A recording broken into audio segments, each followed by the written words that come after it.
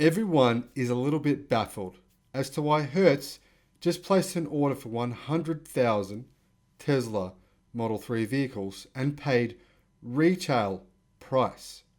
Why would they have done this when they could have bought EVs from someone else for much less money?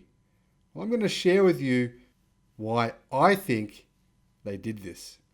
Hello, my friends. Welcome to the Electric Viking. Fantastic to see you. Thanks for tuning in again. Been reading all of your comments lately, and it's been very interesting to see what some of you have been sharing.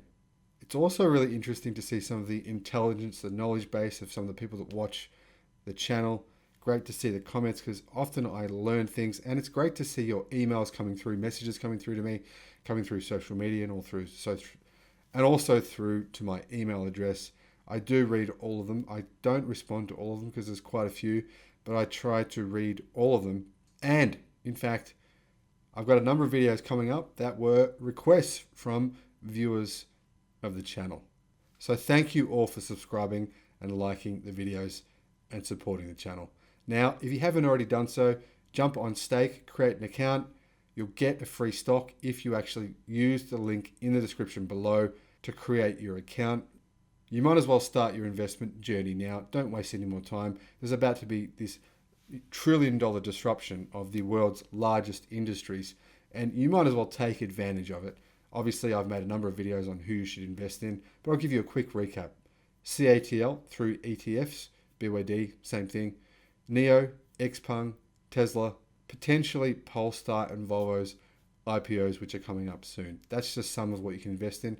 There's also miners like Piedmont and a range of others. A couple of new videos coming up talking about the ETFs you can buy in order to invest in BYD, CATL, and other electric companies that I'm yet to tell you all about. Now, Evanex says that Hertz's deal with Tesla was more about convenience than emissions. I don't entirely agree. I'll tell you what I think in a minute. They say the company could have picked other EVs super cheap. Now, this article comes from Evanex, which makes and sells aftermarket Tesla accessories. I'll put a link in the description below to their company. Car rental companies have been thinking about going electric for quite some time now, but outside of Norway and California, there's been very little action.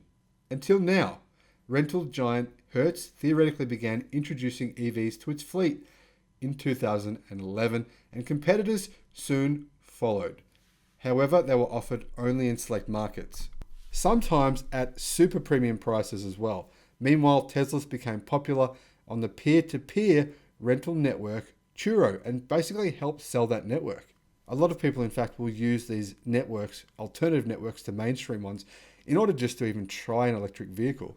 Now, Florida-based Hertz, which rents cars at 12,000 locations in 160 countries, says it will place an initial order of 100,000 Teslas by the end of 2022 and will install thousands of chargers throughout its location network. Naturally, Hertz customers will also have access to Tesla's enormous supercharger network, which Tesla claims they will triple the size of within the next 2 years, which is incredible. Now, I've heard reports since this deal was announced. Not really much of a deal though, is it? They're just buying 100,000 Teslas at retail. Anyway, I've heard reports since this was announced that Hertz is considering increasing their order to 200,000 instead of 100,000. Well, we'll see if that happens. EVs will comprise more than 20% of Hertz's global fleet and are expected to be supported by a combination of level 2 and DC fast charging in approximately 65 markets by the end of 2022 and more than 100 markets by the end of 2023, says the company. Beginning in early November, customers will be able to rent a Tesla Model 3 at a Hertz airport and neighborhood locations in US major markets and select cities in Europe. Bloomberg reported that Tesla is expected to earn around $4.2 billion of revenue from the deal. Doing the math implies that Hertz is paying something near the list price for the cars, which would be highly unusual for an order of this size. Rental agencies and other fleet buyers usually secure substantial discounts from automakers. I've never heard of anything like this. It's incredible that a company would purchase 100,000 vehicles and not get a discount. I don't think there's ever been anything like this happen in the history of the automotive industry. If you can tell me one other occasion, I would be absolutely shocked. Now, I've read about fleet buyers getting really impressive deals constantly over the last 20 years. So I was genuinely surprised to hear this news. We know that Tesla is allergic to discounts of any kind. Why did Hertz opt to lay out such a large sum of money on, expensive Teslas instead of buying a much cheaper American-made EV such as the Chevy Bolt? And boy, oh boy, are Teslas becoming more expensive in the United States right now. In a lot of other countries, you can still get Tesla vehicles at a very affordable price because they have now released the lithium iron phosphate base model version in a lot of different countries, including here in Australia, where the price has been reduced significantly over the past 12 months for this reason. Now, one obvious reason they didn't pick a car such as the Chevy Bolt is Tesla's prestige. In addition to allowing Hertz to charge a premium price, this may mitigate customers' reluctance to try driving electric. Another sweetener is the supercharger network. Yeah, I agree, that is a sweetener. A superior charging experience that no automaker can offer. In the words of EV journalist John Volker, the Tesla supercharger network made the sale. Do I agree? No. Sorry, John. Good try. That's not the answer. Maybe part of it, not the main answer though. However, there's another big reason that a Tesla is superior to other EVs for rental applications. And one of the reasons the legacy rental agencies have been losing business to Turo is the latter's far more convenient user experience. User experience is extremely important. Think iPhone. Depending on the airport, renting a car the old-fashioned way can involve waiting for a shuttle bus to an off-site lot, filling out paper forms, and waiting in line to pick up your keys. In fact, it does involve this. Every time I've rented a car, that's exactly what I've had to do.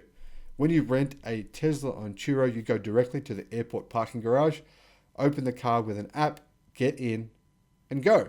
And all of this is enabled by Tesla's unique connectivity features. For years, car rental firms have been working to streamline the pickup and the drop-off experience, but their efforts are often constrained by the logistics at America's aging airports. If Hertz can take full advantage of Tesla's features, it could offer superlatively seamless service and cheaper costs for them as well, obviously. A Tesla could drive itself directly to baggage claim with the AC already on and the seats already adjusted to your personal preferences. Unfortunately, the obligatory sales pitch for expensive, unwanted insurance products is sure to remain part of the rental experience. By the way, the extra insurance does nothing for you. I've read the fine clauses. Usually it doesn't help, so I wouldn't even bother. Anyway, it sounds like Hertz does indeed plan to take full advantage of Tesla's autonomy and connectivity features. It will offer a premium and differentiated rental experience for the Tesla electric cars. This includes digitized guidance to educate customers about the electric vehicle to get them on their way quickly, and coming soon, an expedited EV rental booking process through the Hertz mobile app. However, you can bet that, like the vehicles themselves, this service is not going to be cheap. Will Tesla be able to deliver all these cars in a timely manner? Hertz says they will be delivered over the next 14 months. Tesla is already dealing with an enormous supply crunch in the United States. It's been raising prices on a regular basis. There's a many months long waiting list for every single car they sell, and used Teslas are selling for more than new ones. I made a video about it. It's true. It's happening. The Austin and Berlin gigafactories are supposed to start production soon. That could help things. We'll see if that happens. Electric vehicles are now mainstream, and we've only just begun to see rising global demand and interest, said Hertz interim CEO Mark Fields, who ironically stepped down as CEO of Ford in 2017 amid accusations that he wasn't taking EVs seriously enough. Maybe that kick in the ass made him wake up. The new Hertz is going to lead the way as a mobility company, starting with the largest EV rental fleet in North America. So this kind of makes sense, right? Teslas cost less to own and to maintain, and they'll allow Hertz to have less employees to have to help with the rental process. They won't need someone standing there to do a bunch of things at checkout or check in. This is where even more savings add in. Tesla's autonomy is also going to work for Hertz when eventually it is a trusted, tried and true experience, which will take some time to come yet, I think, maybe a couple of years. Now, this is what it all comes down to. I think two main issues. The article made some good points. Obviously, I've added some stuff in there for you to think about, but I think everything comes down to two main issues. Number one, who else can provide 100,000 EVs next year? Who else? Tell me. Who else can do that in North America? Even with Tesla's months away completing their 2 factories, they still should be able to supply this order to Hertz within the 14-month time frame. If you want to be a differentiator, you want something that people want. Having a supercharger network where billing is centralized is a pretty big advantage. So we've got one-stop shopping, ability to deliver the cars, and a product that people desire. All good points, all relevant. However, we're missing one key ingredient here. What did Tesla do only days after this order was announced with Hertz? They placed an order to CATL for 45 gigawatt hours of lithium iron phosphate batteries. Obviously, Tesla are not planning on building 900,000 vehicles in Shanghai for lithium iron phosphate powered batteries, because those only go in Tesla's current base model vehicles. They're not going to sell 900,000 base model vehicles of just the Tesla Model Y and the Model 3 alone in Shanghai. So what I believe is happening is this order directly correlates with Tesla's order from Gigafactory CATL in China for lithium iron phosphate batteries, because Hertz then announced saying 50,000 of these cars will be used by Uber drivers. So what do Uber drivers need? They need a vehicle that lasts a long time. If you buy a battery pack that's lithium iron phosphate, it's going to give you about twice as many charges as a ternary battery pack, right? The rest of the industry. That's on average the norm, twice as many battery charges. So what does that mean? You're more likely to get double the amount of use out of the vehicle, right? If you're an Uber driver or a taxi driver, basically you're going to be using the car constantly. This matters.